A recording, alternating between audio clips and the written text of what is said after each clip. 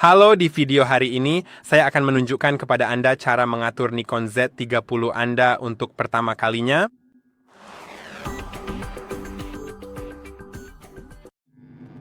Seperti yang bisa Anda lihat, kameranya ada di sini.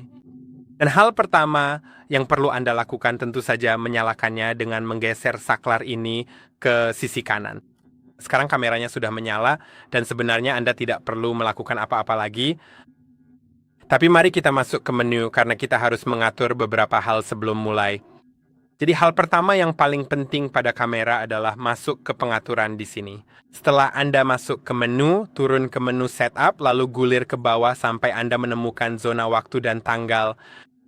Kemudian Anda harus mengatur waktu dan tanggal agar tersimpan di rekaman pada metadatanya. Mungkin juga di nama file, saya kurang yakin. Tapi ya, itu berguna. Itu memang sangat berguna, terutama di metadata. Jadi ya, mari kita masuk ke pengaturan zona waktu. Sekarang kita bisa mengaturnya. Kamu bisa lihat, waktunya salah. Sekarang ini tahun 2026. Tapi ya, saya akan mengaturnya ke... Saya juga kurang yakin zona waktu di tempat saya apa, tapi...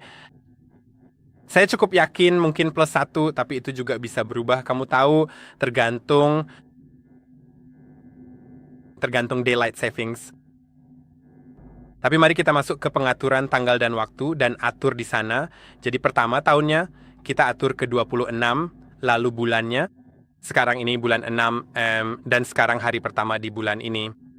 Sekarang jamnya 12, saat ini jam 12. Ini menggunakan format waktu militer, seperti yang bisa kamu lihat. Saya tidak tahu apakah ini karena pengaturan regional. Mungkin di wilayah lain tidak akan diatur seperti itu. Saya juga akan cek detiknya, kamu tahu. Oke, mari kita atur ke misalnya 45 dan tunggu sampai di jam tangan saya menunjukkan itu 45 detik, lalu klik OK dan sekarang sudah tersimpan dan waktunya berjalan. Jadi ya, kamu bisa mengubah format tanggal ke tahun, bulan, hari, tahun, atau hari, bulan, tahun. Lalu kamu bisa masuk ke pengaturan Daylight Saving Time dan bisa menyalakan atau mematikannya.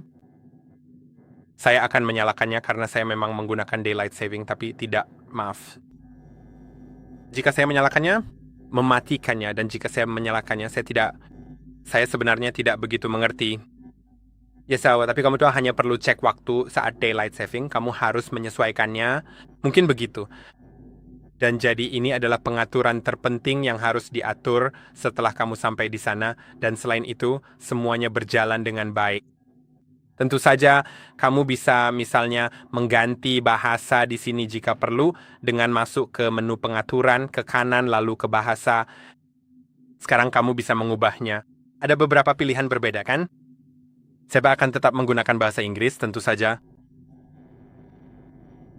Dan sekarang hal terakhir yang ingin saya sampaikan adalah saat kamu mulai merekam, pastikan mode yang benar sudah dipilih. Ini adalah mode-mode yang berbeda. Yang ini adalah mode foto, jadi utamanya untuk mengambil foto. Lalu yang ini adalah user set 1, user set 2, dan user set 3 yang bisa kamu sesuaikan di pengaturan.